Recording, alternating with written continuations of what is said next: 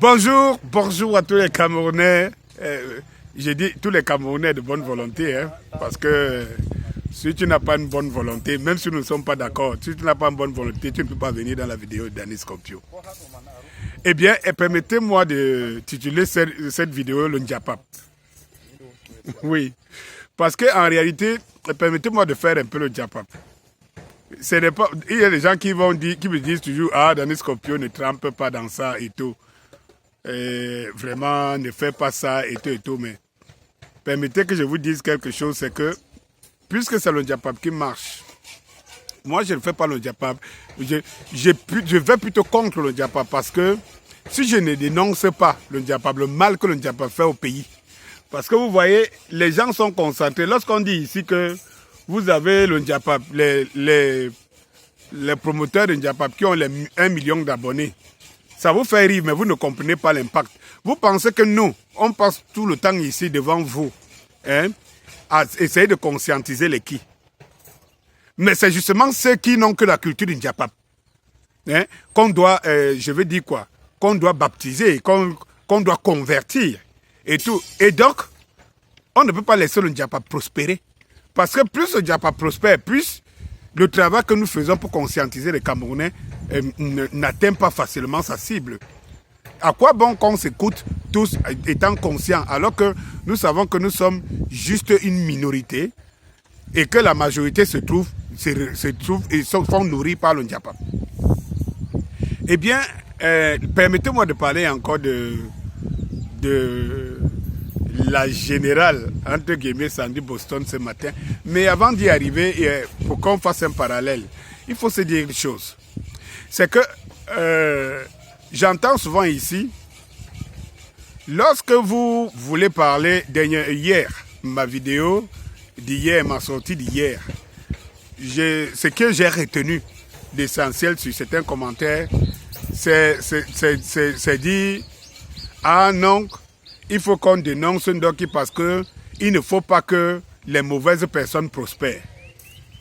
Et lorsque je vais vous dénoncer les mauvaises personnes dans le Ndiapap, vous dites non, ça ne nous regarde pas et tout, ne trempez pas dans ça, il faut laisser. Les Camerounais ne savent pas qu'ils expriment leurs émotions à travers leurs propres commentaires et tout. Non, attendez un peu. Si vous estimez que, et je vous ai dit hier, qu'en politique, le peu que je connaisse, et tout, c'est-à-dire que c'est la manière de communiquer, parce qu'on communique sur les émotions des gens.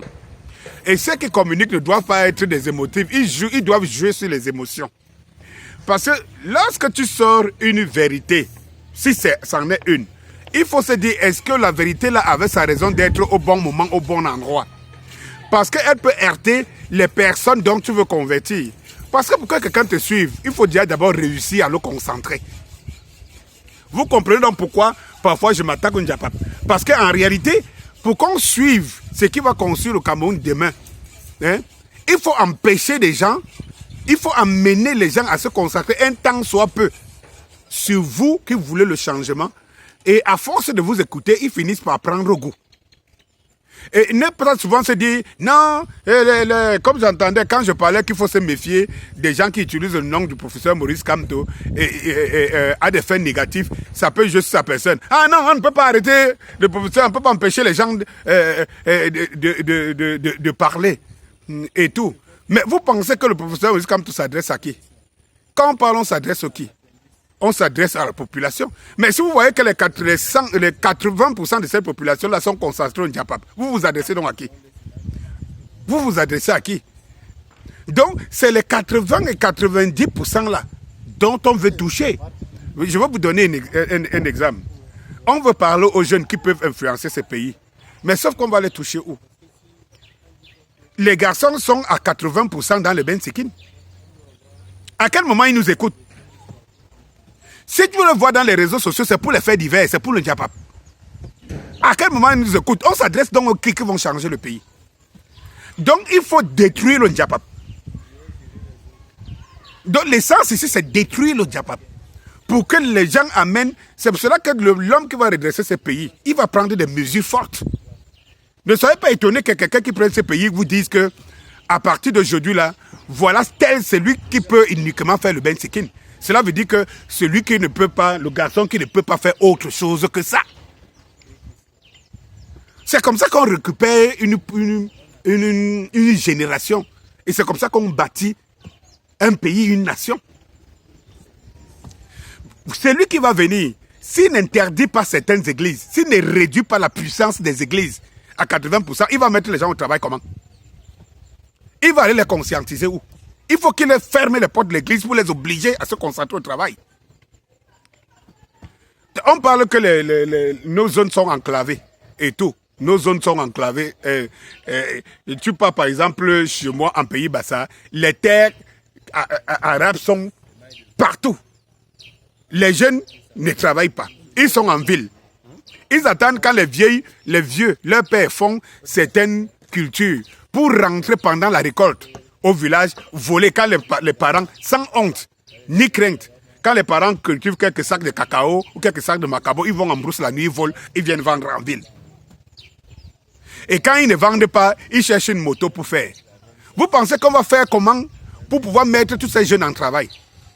Pour pouvoir les amener à se concentrer sur le travail et à voir que la terre est une richesse. Il faut leur imposer ça. Donc il faut leur couper le bensikin. Il faut leur couper le vol. Il faut mettre les mesures strictes. Tout ce qui va leur rester, c'est de prendre conscience que le travail paye. Et quand maintenant le travail va payer, on aura pu aller conscientiser. Ils ont pris goût, ils ont compris.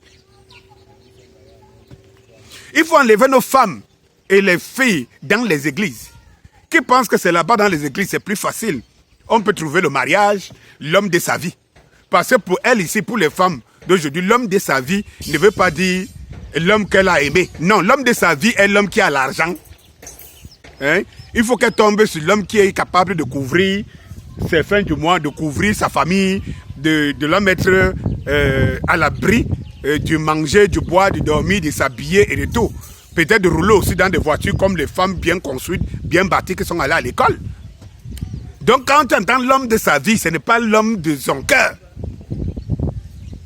Et c'est facile, au lieu de travailler, de prendre les mesures dans la vie pour pouvoir y arriver. C'est facile d'aller à l'église, aller d'abord se faire donner ses fesses au pasteur, qui lui fait croire qu'il a la science infuse pour que Dieu opère à son nom.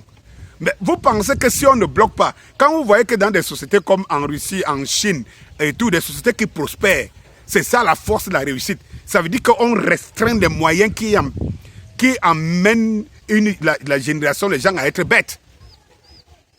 Oui. Et donc, combattre le Djapap dans son essence, c'est quelque chose d'essentiel. Lorsque je vous ai dit ici que je combattais les dames comme Sandy, et il faut comprendre l'influence que ces gens-là ont sur les jeunes et tout, parce que ce ne sont pas des jeunes. Quand vous voyez des femmes comme les Sandy, elles ont des 41 poussières en montant. Pour une femme, ce n'est pas petit. Alors, comment on peut laisser prospérer ce genre de personnes pendant qu'il y a des vrais défis, hein? Au lieu qu'on passe l'actualité sur des vrais défis au Cameroun, il est des gens pour leurs intérêts personnels, hein, attirent le maximum de femmes. Parce qu'allez voir, toutes les femmes sont concentrées sur le Djapap. Toutes les femmes pendant les problèmes constitutifs du pays, elles sont concentrées sur le Djapap. Alors il faut aller les chercher pour construire le pays. Il faut aller les chercher dans le Djapap. Il faut tuer le Djapap au maximum. Il faut bloquer le combat qu'il faut faire, le boycott qu'il faut faire. Le plus, c'est la seconde fois que je fais une vidéo où je dis il faut boycotter le Djapap. Pour amener les Camerounais à se concentrer sur l'essentiel.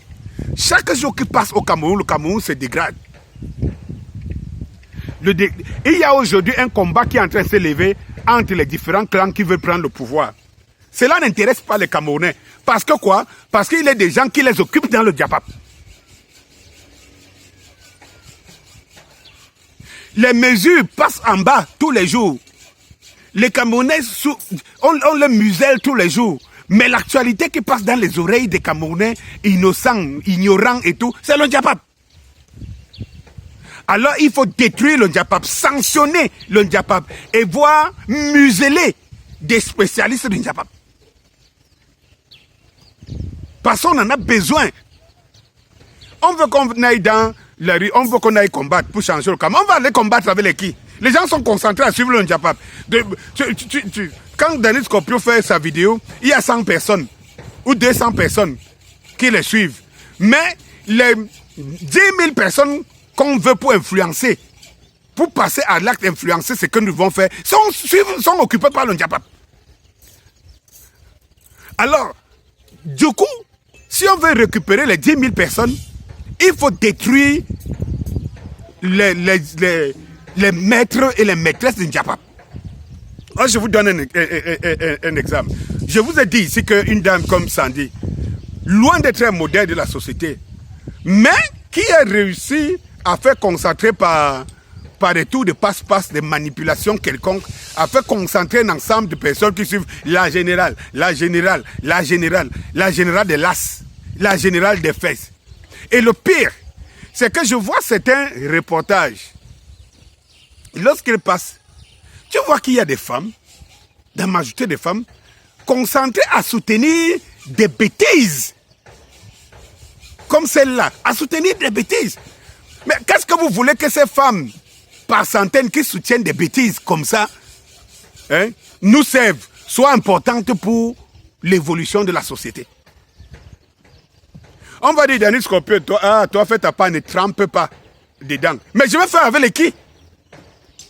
Nous 100, nous 2000, nous 3000. Non! Le travail que nous faisons, c'est pour toucher la masse.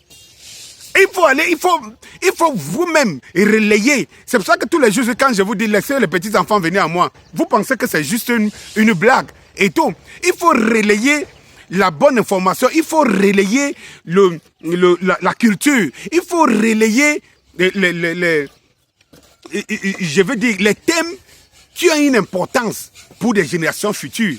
Mais il faut les relayer. Quand vous les relayez avec qui? On ne les relaie pas, on se comprend déjà. Il faut aller toucher les Camerounais.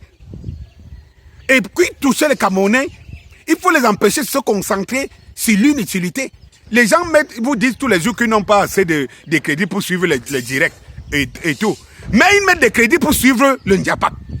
Les gens ne doivent leur existence que pour les fesses.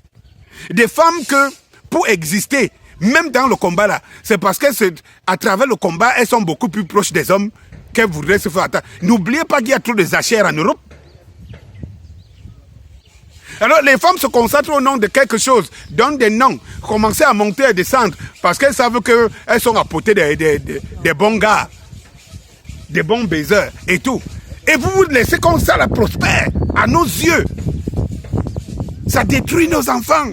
Ça détruit les générations dont nous voulons forger. Donc il faut arrêter ça. Alors ça me fait trop rire. Quand je vois une Sandy Boston qui sort et qui dit elle a péché, elle vient demander pardon. Son pardon ici, ce n'est pas reconnaître sa faute. Son pardon ici, c'est de démontrer que elle a cru aux gens qui veulent la tuer. Donc elle demande pardon elle demande pardon aux moutons qui la suivent pour avoir cru aux gens qui veulent la tuer. Qui veulent sa descente. Et elle est tellement forte qu'elle influence le système à Yaoundé. Et le système a détourné certains combattants et qu'elle, en croyant à ces combattants-là, l'ont amené à faire des erreurs. Elle demande pardon pour ça.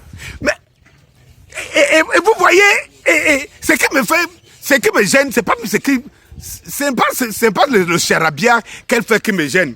Ce qui me gêne, c'est quand je vois les Camerounaises, et les plus jeunes. Oui, ma générale, oui, tu as raison. Je me dis non, il faut sauver ces gens.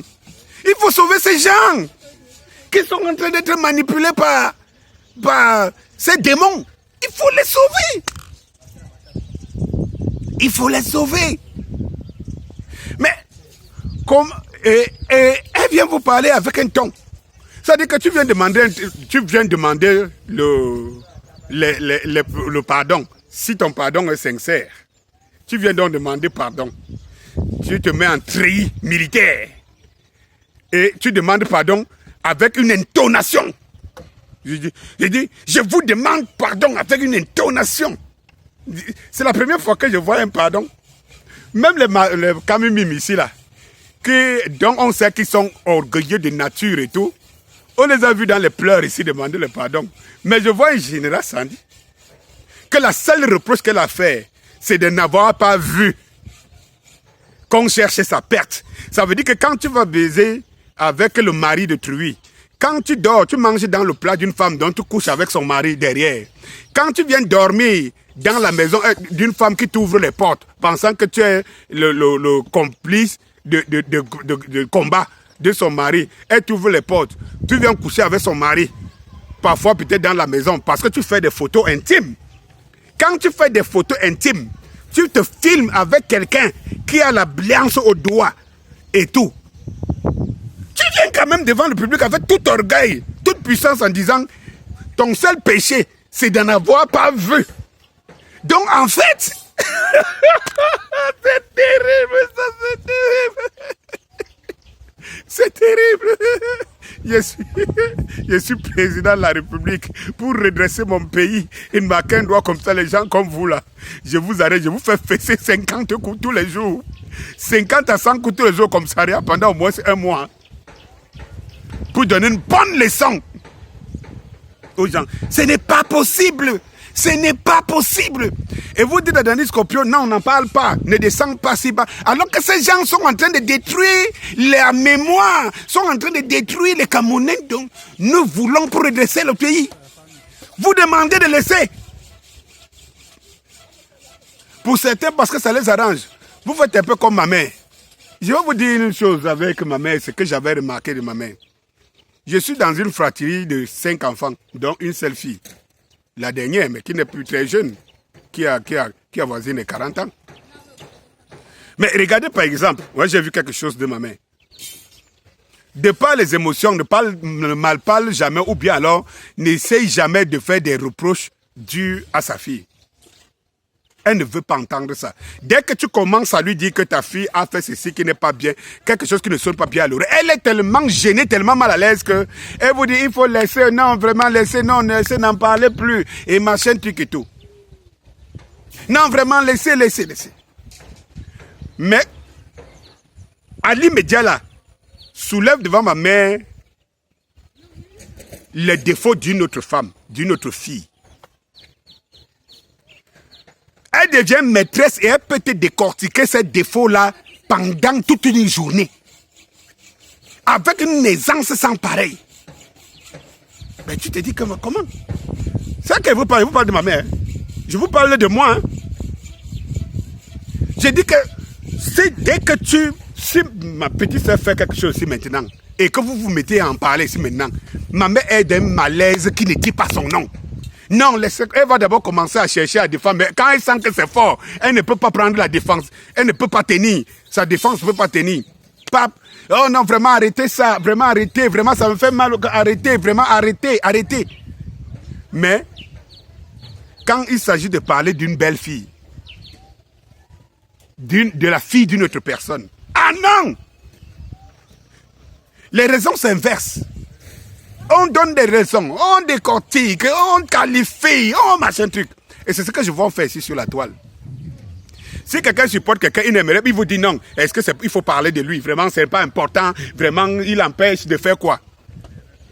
Dès qu'il faut parler de la personne qu'on n'aime pas, en ce moment, non, on doit parler parce qu'il faut qu'on sache. Il faut qu'on sache. C'est ce que on parlait hier. J'ai vu hier des gens me dire, non, il faut qu'on sache. On oublie que un parti politique veut les membres. Il veut se construire dans la masse. Il veut la masse électorale. Donc, il faut éviter de susciter des... Je veux dire, de susciter des clashs et des divergences qui divisent. Parce que le principe du parti, c'est rassembler au maximum de personnes. Et je ne comprends pas pourquoi ces d'aucuns ne se lèvent pas au-dessus de leurs émotions pour comprendre ça. Si je veux atteindre un objectif, et c'est ce que j'avais commencé à dire aux activistes de la diaspora, quand ça a commencé à dérailler, j'ai commencé à dire doucement, dans mes vidéos, les références sont là, hein, dans mes vidéos doucement. Quand les samedis ont commencé que tous les jours on vient, oh Calibri a fait ceci, oh tel a fait ceci, ce qui a fait sa popularité, j'ai commencé à alerter que c'est dangereux. C'est dangereux. Je peux prendre ici à témoin un garçon comme Stéphane Tchoumbou, que j'ai appelé plusieurs fois pour dire à Sandy Boston, et que j'ai dit à lui-même, j'ai dit que si vous prenez ce couloir-là, il est dangereux pour la révolution. Parce que vous ne pouvez pas, lorsque vous allez en guerre, vous êtes soudés. Quand vous allez finir la guerre, que vous gagnez ou que vous perdez, vous allez régler les comptes. On verra à l'intérieur les gens qui jouent les mauvais jeux. Mais vous ne pouvez pas aller en guerre, commencer d'abord à vous fragiliser. Vous êtes 10. Pour tuer un adversaire, il faut être 15. Vous êtes même seulement 10. Ce n'est pas évident. Mais en route, vous commencez à vous éliminer d'abord vous-même. C'est pour arriver à quoi? L'objectif donc, ce n'est plus de réussir. L'objectif maintenant, c'est qui va survivre. Et c'est ce que les Sandy Boston ont fait toute la vie. Qui va survivre? On a donc détruit. Vous avez détruit l'harmonie qui faisait en sorte que la diaspora parlait d'une même voix. Parce qu'il y a des gens qui voulaient vous montrer que les autres sont mauvais, méchants. Le résultat, ça vous amène où? Vous êtes en train de faire la même chose avec le MRC. Ça veut dire qu'à chaque fois que quelqu'un dit est pour ou contre, vous ne savez pas rester tranquille et laisser que le moment venu, vous savez là où vous allez le décrocher. Non, vous soulevez. Chacun qui vient dans le MRC, qui a une responsabilité, a une cote de popularité et des fans. Et des gens qui le suivent aussi, des fans, qui le suivent comme ça, comme vous aussi, vous suivez certains. Moi, je vois ici ceux qui suivent comme des moutons. Mais qu'ils sachent qu'au milieu des camps, il y a aussi des gens comme eux qui suivent les autres aussi comme des moutons. Donc, si vous commencez à vous clasher, à clasher ces leaders-là, vous détruisez le maillon, l'élément principal qui est le parti, le MRC. Lorsque quelqu'un vous dit ça, vous dites non, il faut dénoncer. Ce n'est pas le lieu de dénoncer. Vous allez dénoncer lorsque l'essentiel va se poser. Si les urnes sont là, vous allez dire à celui qui veut voter que ne votez pas tel là parce que voilà son truc. Et même celui qui vient voter pour la personne peut comprendre. Mais si vous soulevez tout simplement un débat contre une personne, parce que vous voulez la disqualifier, même avec des raisons, surtout que quand vous le faites à l'approche de quelque chose, alors c'est malsain, ça divise. Regardez les gens qui ont demandé au MRC de ne pas venir au deuil de Funekoka. C'était les fidèles du MRC. Quand ça se divise, qu'est-ce qui va rester? Je vous ai posé cette question à la fin de ma vidéo. Alors il faut combattre ce genre d'esprit. Il y a des moyens démocratiques d'éliminer des gens d'une manière claire, limpide et tout. Ce n'est pas à chaque fois de profiter d'une occasion. Personne n'est sain, personne n'est clair. Lorsque quelqu'un veut soulever ici un défaut du professeur Moïse Kamto qui n'est pas sain, qui est un être humain, pour pouvoir se corriger, s'améliorer, parce qu'il est le choisi par le peuple, les gens se lèvent. Non! On ne parle pas aux dieux. Lorsqu'il faut faire des leçons aux autres, non, on ne se rend pas compte que ça irrite aussi les fans des autres langues. Le grand prof a besoin de tout le monde. Eh bien, quand une femme, mes chers amis, passe le temps à tirer sur les femmes, à démontrer qu'elles ne sont pas essentielles, et que cette femme couche au sein d'une même équipe, couche avec des gens, fait des photos, sort avec nous tous, nous faisons des choses, hein, mes chers frères. Nous sommes des hommes et des femmes, nous faisons des choses aussi. Soyons un peu sérieux, mais on est conscient que ce qu'on fait n'est pas bon. Mais pourquoi tu fais une mauvaise chose, tu t'exposes? Tu t'exposes pourquoi? Pourquoi même d'abord te filmer avec le mari de Trouy? Non, ne tu te contentes pas de sortir. Mais tu approches même la femme. Une question de narguer la femme. Et toi, tu viens donner les leçons. Et quand je vois une femme qui dit, par exemple, dans la vidéo de Sandy, qui dit par exemple, Nyat Barano était même marié. Hein? Un fou comme ça là. Quelqu'un était marié et il va faire la cour à Sandy Boston. Et quand tu vois ce genre d'esprit qui s'entoure donc autour d'une dame comme celle-là, et vous vous dites qu'il faut laisser tout ça passer, c'est dangereux pour la société camerounaise. Et tout. Donc elle voit le fou, Nyat Barano. Hein? Mais tout en prenant le parti de Sandy Boston, elle voit le fou, Nyat Barano, qui part sortir Sandy sachant qu'il est marié. Mais elle ne voit pas la 2 fois plus folle qui va sortir avec un fou et qui va entrer dans la maison d'une femme mariée, qui lui ouvre les portes. Hein? Dormir dans la maison d'une femme mariée, elle ne voit pas. Elle ne voit pas. Donc, Nyat Barano est fou. Mais la femme qui va écarter ses fesses, hein, chez un fou, elle est normale. Elle est victime. Et vous voulez qu'on laisse les choses comme ça passer? Non, prenons conscience. L'heure est grave, nous ne devons pas. Une dame qui fait ça et a le courage, le toupet de venir gonfler le muscle devant les gens pour dire, dès aujourd'hui, je suis plus forte que jamais. On veut me faire tomber. On veut te faire tomber. Hein? Toi qui montre que tu peux tuer quelqu'un qui vient à son deuil, tu vas au mariage d'une dame et tu vas coucher avec son mari et faire des photos avec son mari. Hein? On te prend comme la mère, la marraine d'un mariage. Alors que tu sors avec l'homme. Donc, on sait qu'on le fait. Le corps est faible. Mais le pire, c'est que tu le fais à la gémant foutaise. Quand tu viens, tu dors chez Nyat Barano, qui est marié et que tu couches avec le mari d'une femme qui est dans cette maison. Et tu fais une vidéo en direct où tu sors de chez lui en disant « j'ai dormi ». Alors que tu sais que les gens savent que tu sors avec Nyat Barano. Si toi-même d'abord une femme, tu ne respectes pas la femme. Et quand je vois qu'il y a une panoplie de femmes qui viennent à ton soutien, je me dis, de quelle moralité sont ces femmes? Une femme qui ne respecte pas la femme? Bonjour.